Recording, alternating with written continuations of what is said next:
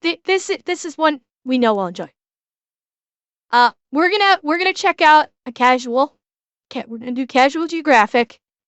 Best aura moments, which I'm not entirely sure what an aura moment is. I'm guessing he's not talking about an aura moment, and we're talking about something else entirely. Is it slang? I've never heard of aura as a slang. Okay, well, it's casual geographic. We love he always puts out some great videos about animals, and we love animals, so let's go with this. So let's see what the best aura moments in nature are.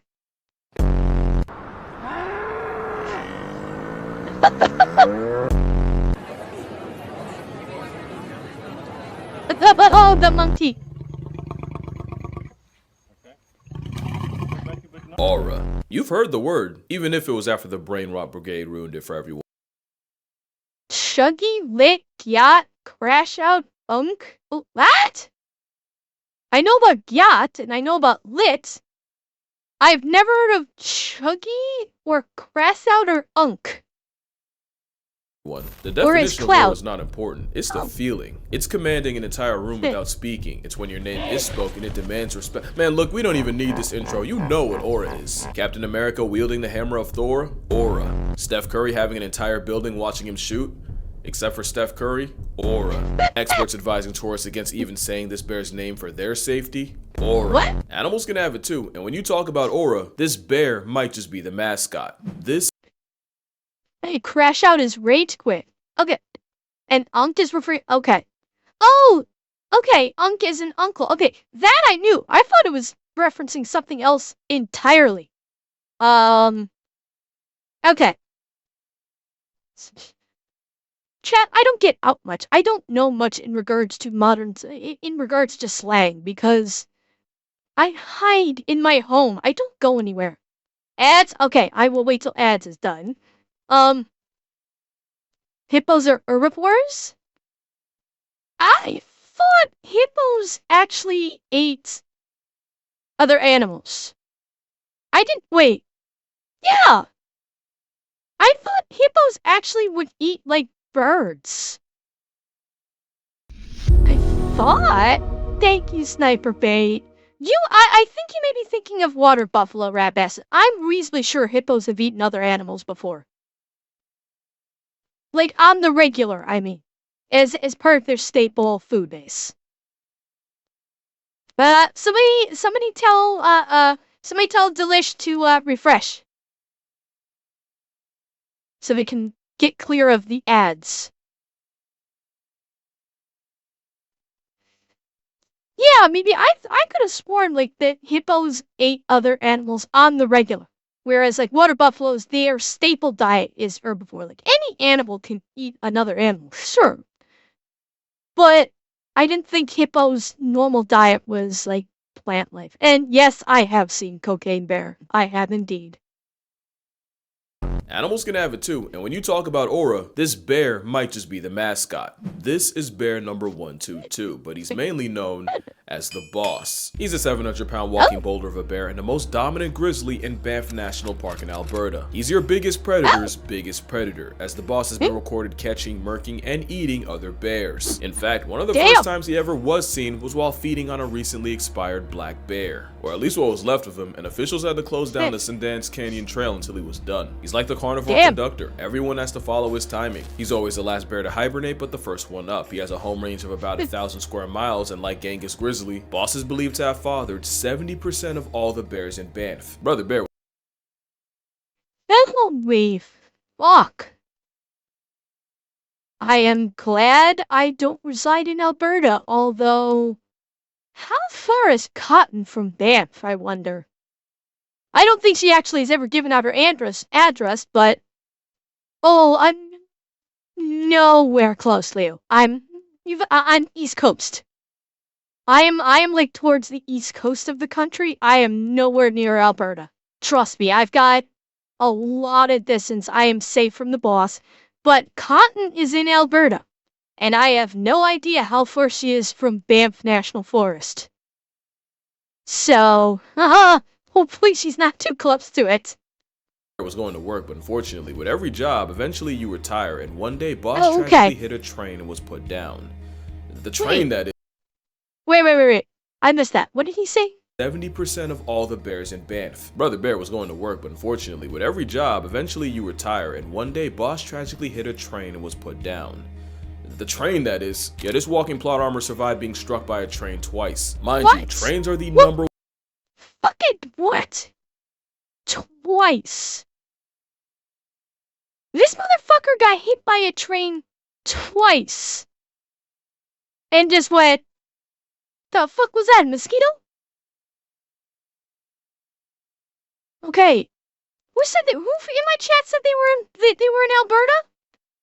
No, I forget. Who in my chat just said that they were 4 hours from Banff in Alberta? Whoever said that? Ember, Fenris? have you ever heard the song The Last Saskatchewan Pirate by Captain Tractor? I think you'd enjoy it if you haven't. I have not. Fenris? 4 hours away from Banff may not be enough at this point. This motherfucker will find you. And I don't think a shotgun gonna stop him. one killer of all wildlife in Banff, and Boss regularly uses the tracks as a buffet line to feed on spilled grain, as well as the carcasses of other animals that weren't strong enough to survive what he walked off twice. The definition of aura is a bear covered in oil from hours spent eating off the same tracks that should have killed him. But this god of war grizzly doesn't just not fear death, he straight up Were you guys able to read that? same tracks that should have killed him. But this god of Death can have me when it earns me. The boss, probably. war grizzly doesn't just not fear death, he straight up disrespects it. According to Parks Canada mapping, Boss regularly crosses high-speed, heavy traffic highways like Trans-Canada, and yeah, in case you were curious, that's another leading cause of bears getting disqualified from life. And that's not the only way he disregards death. Believe it or not, if there was something less than nothing, bears would want that to do with us. The best way to avoid a bear is to make enough noise to give the bear a chance to avoid you, and mother bears will actually den closer to people, knowing that'll keep baby aborting males away. Which means, ironically, some bears choose the man. Boss chooses himself. Bear 122 is a common visitor of compost around Banff, and he even forced the town to put up a 9,500 volt electric fence just to keep him from raiding the landfills. There was also that time you had Boss breaking into backyards just to eat from fruit trees. So of course the only option was to cut down the trees. The thing is, Boss was never known to be aggressive to people. To be fair, that's also true for most bears that are alive, but my theory is, he knows damn well we can't do a thing about him. Boss is a whole anime protagonist. I'm reasonably sure that if the humans wanted to put Boss down, they could put Boss down. We joke, but humans have this thing called guns. If they needed to put him down, they could put him down. They just don't want to put him down, which is good. Leave Boss alone, let him live his life. Even if it means murking other bears, that's the cycle of life. With predatory hardware, so you shouldn't be surprised that he has his own villain. One day, wildlife photographer John E. Marriott seemingly saw Boss at his worst. He could barely move, he had chunks taken out of his face, and for the first time, he had gotten got. And the Cheer 100, they'd need to call Scott with his 4-bore to put Boss down. Pretty sure they're gonna need the punt gun, not the 4-bore to put Boss down. I would want Scott to bring the 4-bore just to be sure. Or, sorry, the punt gun. I would want Scott to bring the punt gun just to be sure. The most likely culprit, yeah, that would be this guy, Split Lip.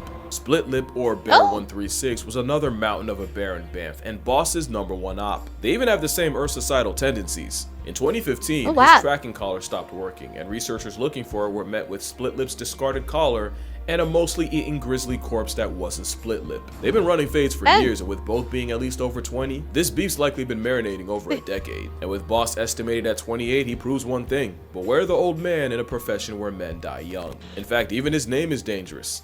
just not in the way you think. You see, when you name an animal, you're basically personalizing them. It's one thing to do it to a dog. It's a different game for a 700-pound wild Rottweiler. It turns animals into celebrities. If you think someone's not logic deficient enough to risk it all for a boss selfie, yeah, Bison is more than a good buy. It's enough for experts to caution against saying his name out of fear that he might literally gain too much clout for his own good. Think about it. This bear's aura is too strong to have a name. But there's more than one kind of aura, even in the animal world. You ever get that new kid in class that everyone just rocks with? Like the popular kids, the teachers. He can make nice with half the school by lunch. That's that charismatic aura. And wait, was that a capybara hanging out with seals?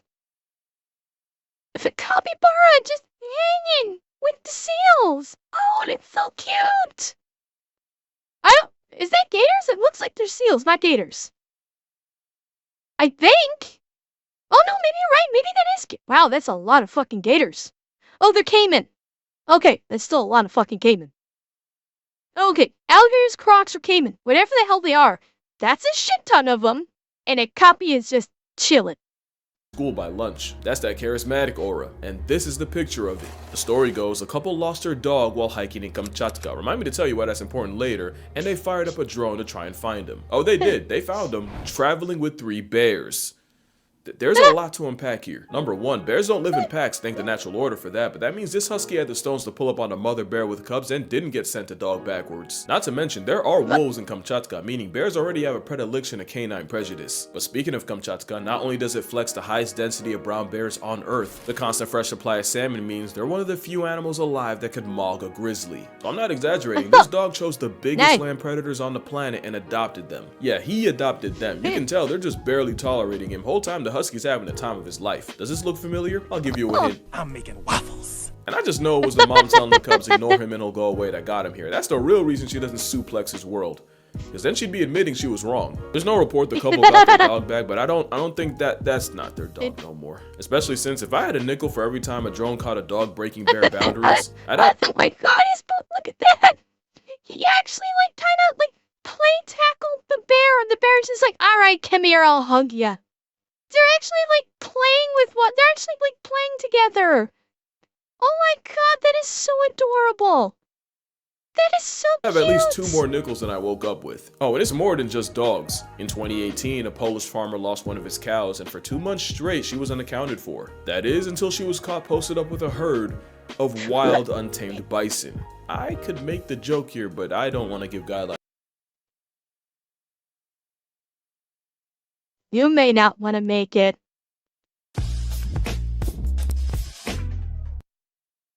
Doesn't mean I'm not gonna make it. I will say, though, a cow hooking up with a herd of wild bison honestly doesn't feel that strange. It honestly doesn't. They are kind of in the same genus, I believe. Cows and bison, I think, are in the same, kind of genus tree. So, this actually feels far less strange than a Siberian husky, hooking up with the bear family group. Hey, I didn't shoot this picture. I'm just reacting to it. Come on. So yeah, honestly, this does not seem so strange. By comparison to the other pairing that we've seen, this feels kinda sorta logical. A chance, so hopefully the comments do it for me. In 2016, another drone captured a pod of beluga whales that had adopted a single lone narwhal. Just for reference, narwhals are painfully shy, people-fearing, eternally introverted anxiety whales that could genuinely get past tense by a panic attack. But as of 2022, he's been running with the same beluga squad every year. This is Aura. Also, fun fact, Narluga hybrids are an actual thing, so maybe this is the same vibe. Probably helps that despite resembling a sun-starved dolphin, belugas have the intimidation of a cinnamon roll. Next animal looks like a cinnamon roll, but could absolutely fold you. The 2-week-old unrefrigerated pie. Long way to drive. You know, when I saw this video, my first thought, that golden retriever's there strictly for vibes. Come to realize, that's not a golden retriever, it's a furry grim reaper. It's a Great Pyrenees, a canine Wait, that was a Great Pyrenees. Really? That is a small kind of Great Pyrenees. The Great P. Granted, okay. What breed is this? I think this is a Bernese Mountain Dog. I think this burner is. I don't know. Well, I'm going by comparison to the other dogs. Like you've got two Danes here, you've got a Shepherd here, Husky here. A Great Pyrenees usually. Yeah, I thought it was a burner. That burner actually seems kind of small. But the Great Pyrenees are usually as big as Great Danes. And chat, I'm gonna try something really quick. I'm gonna see if this works now. Nobody do anything. I'm gonna do a test. So just hang on. He might still be growing ember DNTB mean. Cheer 100. That was the heels of my thought. I told my ex-girlfriend that she needed to That did embrace work. her mistakes. She gave me a hug. Womp womp cheer 100.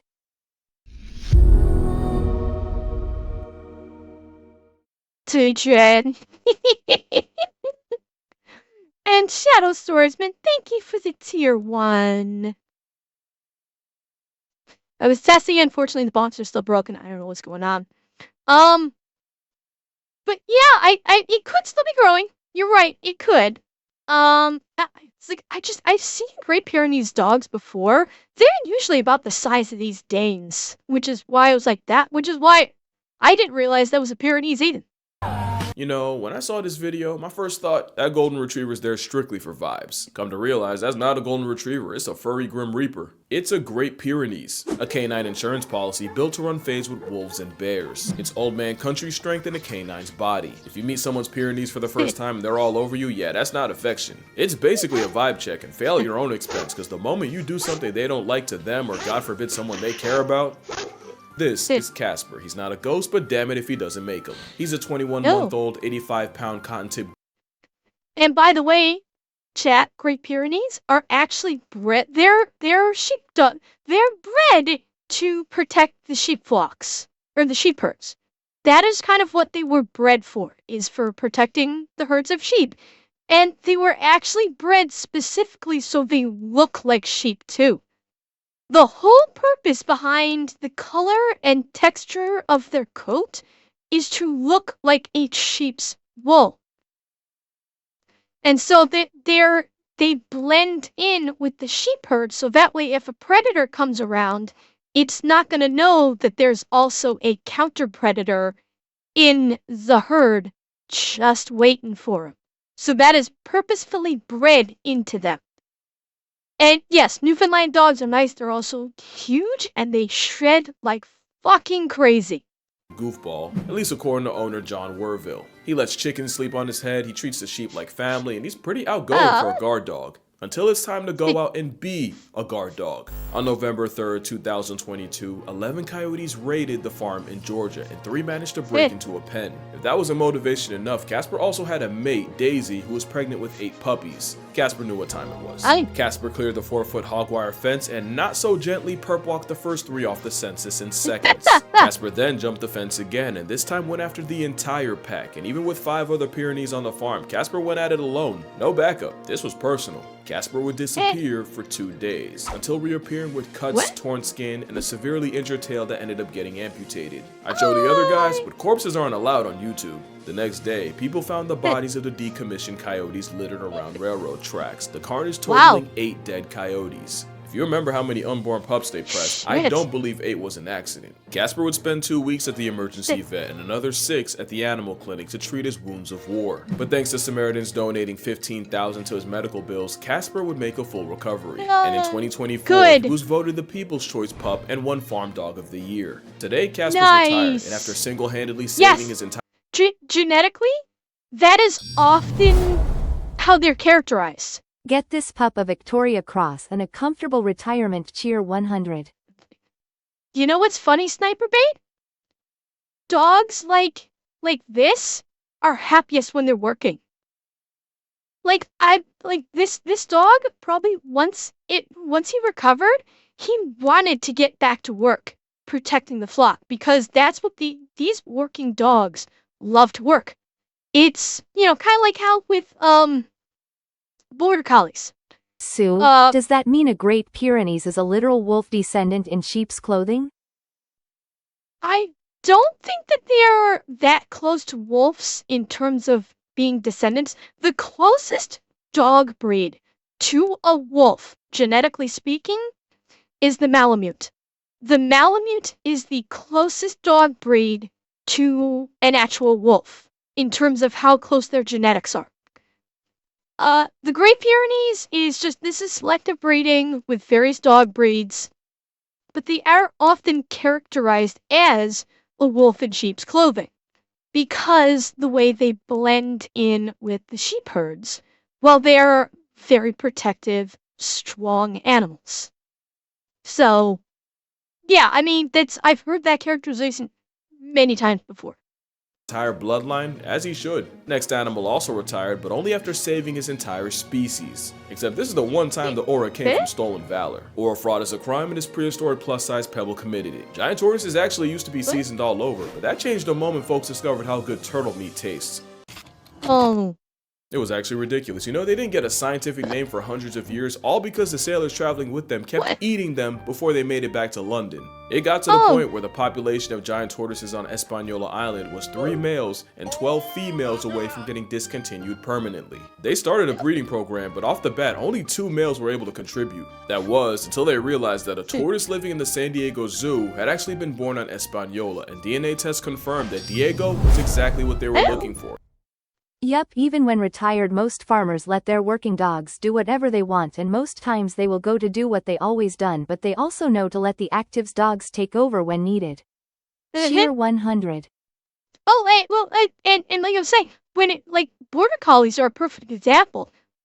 You don't want to have a border collie realistically speaking, border collies do not make for good household pets. Because by their very nature, border collies need that mental stimulation that comes from working dogs, which is why they're happiest when they're actually doing, sheep herding. If you have a border collie and you don't give it work activities to do, they'll actually become destructive because they'll become so bored, they'll just start, lashing out just to gain some kind of mental stimulus from somewhere. And many dogs are this way. They are working animals. They are bred with this drive to work bred into them, and they don't make for good house pets, honestly. Yeah, Rottweilers are working dogs too, but I think Rottweilers have been bred over the course of time to also be very good household dogs too, because Rottweilers can see their work as protecting their household. And yes, I've seen many dogs. I've seen bull mastiffs. I've seen Rhodesian Ridgebacks, Huskies, Malamutes, German Shepherds. I've seen Australian Shepherds. So I've seen many dogs. I've had a couple dogs myself. So yeah, I've seen many breeds.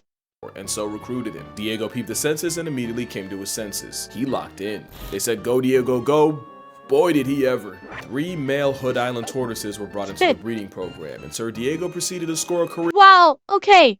Can I just say, look at the arch on this guy's shell.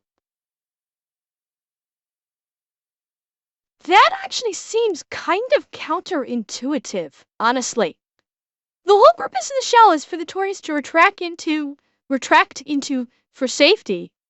That feels like a really big design flaw right there. I don't know. True, he needs that big hump to carry his species on his back, but phew. Career high in spreading thighs. Do turtles even have? Yes. With more rounds than Nick's cannon, the amorous anvil with legs spawned 900 children and fathered 40% of all the tortoises born in the program, forever Wow. immortalizing him as a turtle who laid so much pipe he carried the species. And I do mean carry. There were 3 males, but one of them literally couldn't bump shells if their species depended on it. Either that or he was one of those watching turtles. Now, I'm not a mathematologist, but 3 males with one pulling 40% and the other contributing vibes means Diego wasn't the MVP. That turtle was E5, and logic says his loins were responsible for 60% of the output. But apparently Diego Wow. being a bigger, louder personality means he siphoned E5's clout, although to be fair, being named after a fucking bingo space didn't help. E5 was quiet, reserved, and rarely witnessed in the act. Meanwhile, Diego was the type to crash Keratin and let the whole island hear about it. This was a turtle too, man, that went on God. Chat. We are witness to Diego's O face right now. This is Diego's O face. Get a good look, chat. And I'm sure you've all seen the meme of the tortoise, or the turtle, getting it off. Yeah.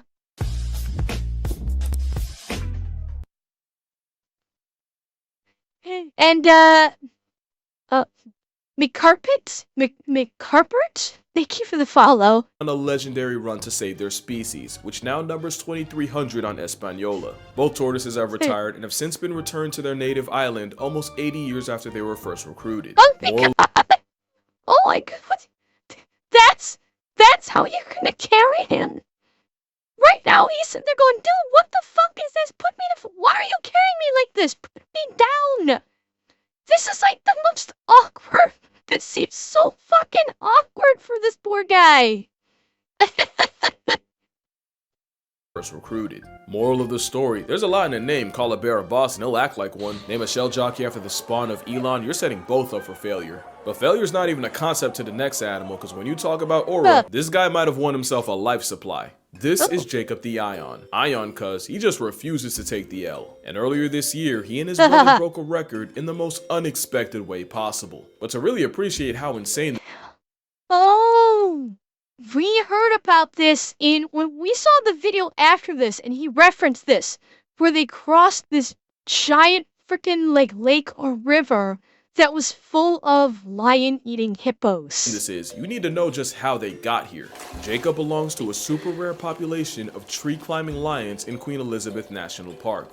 What was really rare was his plot armor. In 2019, 5-year-old Jacob stepped on a wheel trap, a brutal torture device meant to bring down buffalo and hippos. That'd be curtains for most lions, but Jacob managed to escape, although not without sacrificing a leg. And although he was kept alive by pridemates bringing him food and rangers eventually treating his wound with antibiotics, the chances a 3-legged lion can last more than a year are low, and they were about to get a lot worse. In March 2020, 6 of Jacob's family members were poisoned by poachers and body parts sold on the black market. Being a What? Fucking poachers poisoned the pride? Fuck you for that! God damn it, oh! Yeah, fucking poachers. I know they are Revan, and that's why when we saw the meme about poachers had this new anti-poaching device called the fucking hunting rifle, I was glad to hear about it.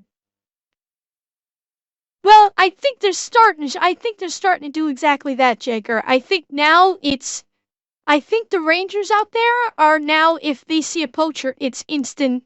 They're instantly putting the poacher down, I think. They're taking much more extreme measures from what I hear when it comes to poachers. As they should. As they fucking should. Yeah, we need to bring back the most dangerous game and put the poachers in as the game.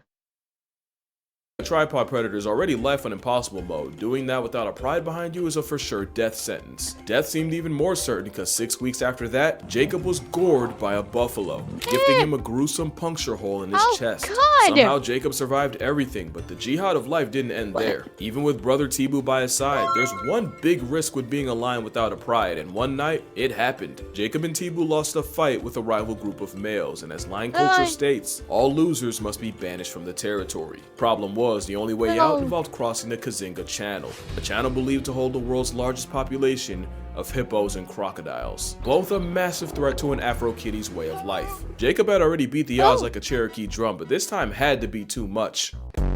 They did it. Jacob and Tibu swam nearly a mile across croc and hippo seasoned waters at night. It was the longest distance a lion has ever been recorded swimming, and in Kazinga, most don't make it past 100 meters. The brothers lasted a length of 14 football fields, and the craziest part, it didn't take one try. It took 3 attempts, and one of them ended with a mysterious creature stalking them and forcing the pair back to shore. Do you know the nerve it takes to swim through a steroid lizard luncheon and a hippo pool party in the dark for 45 minutes straight while having no way of knowing if something's following you? What even motivates 2 lions to risk their entire lives swimming through a literal, yeah, that'd do it. You see, lions often mark their territory with roaring, and after losing that crucial fight, the pair heard the sounds of lionesses and the promise of promiscuity on the other side of hell. So yeah, lioness? Nah, them boys did it for the lion yash. Let's pray this lion. Oh. Chat. More evidence of the power of the pussy.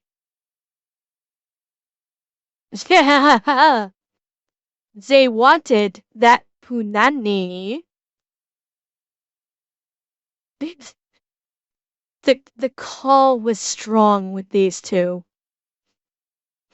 And by the way, Bella, thank you for the follow. No corn hub sound on this one. Just my voice. That's all you get is my voice.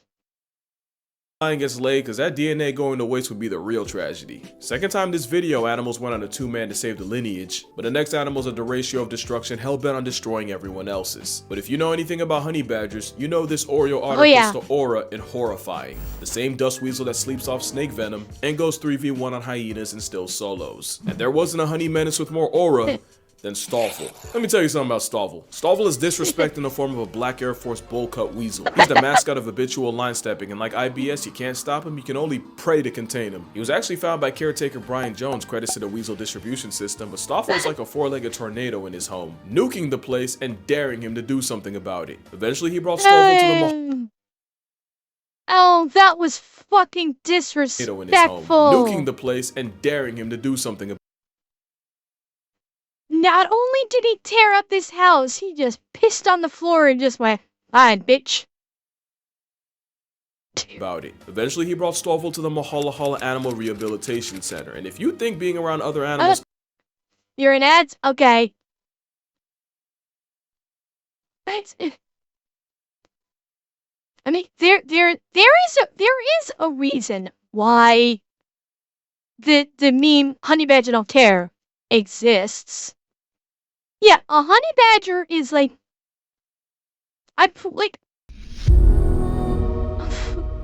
thank you, Sniper Baits. Yeah, I mean, honey badgers, they can take damn near anything.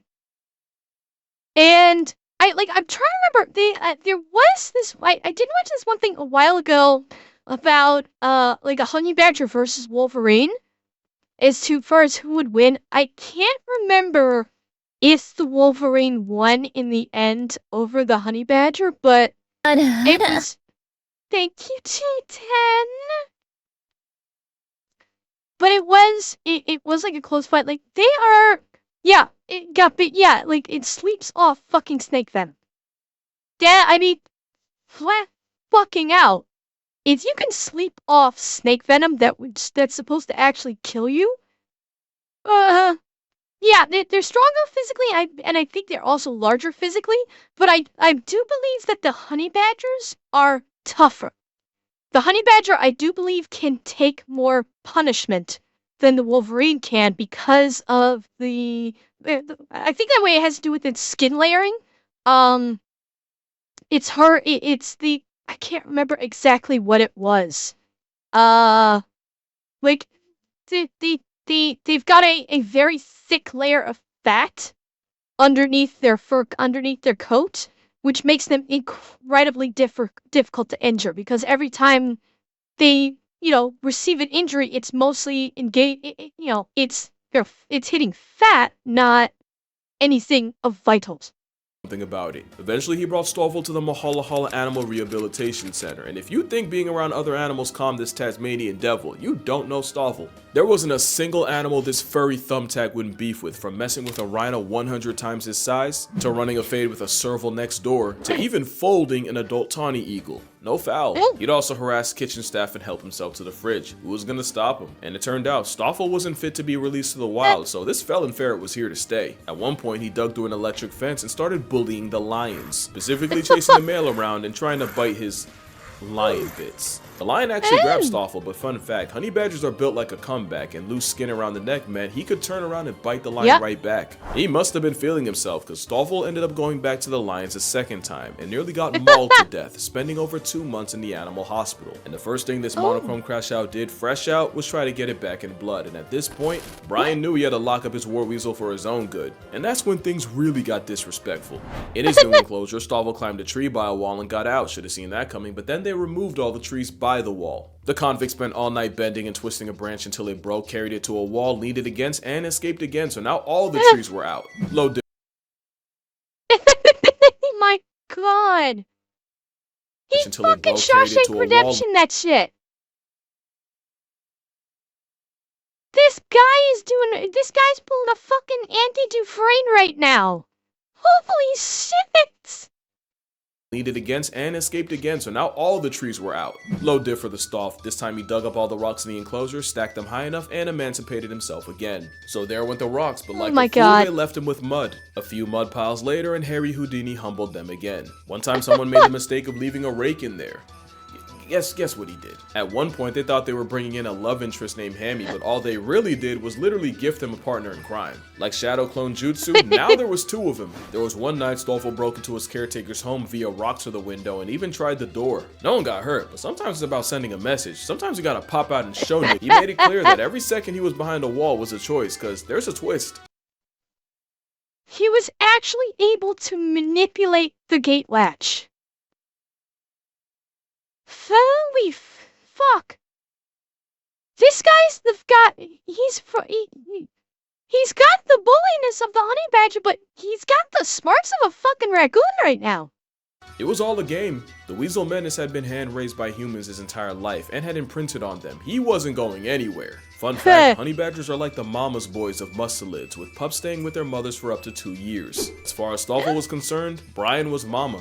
So yeah, Casper was fueled by family, and Jacob's motivation was cocooning some tatas. This dusty sand weasel was memeing the entire time, and I checked, he's still alive. He's currently 27 and has lost most of his teeth, but he still has Hammy to chew his meals for him. Stoffel even has a son named Stumpy, guaranteeing that the family business is alive at least another generation. But yeah, that's gonna do it for this video. Make sure you drink water, hug your mother. If you ever wanted to meet Stoffel, you should probably get on that. And I'm gonna see y'all in the next one.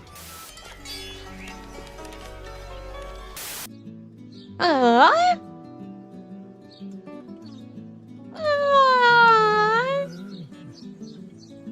know they're little murder machines, but they're so cute. Oh, they're so cute.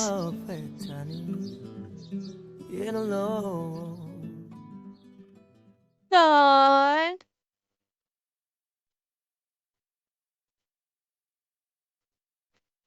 Well, chat, I have a question.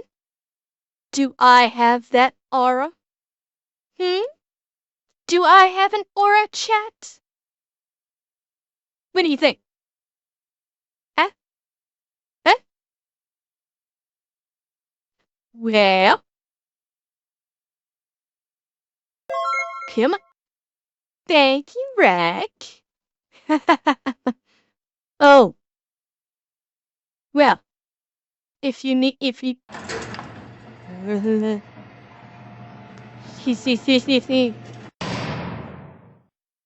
do not help thing.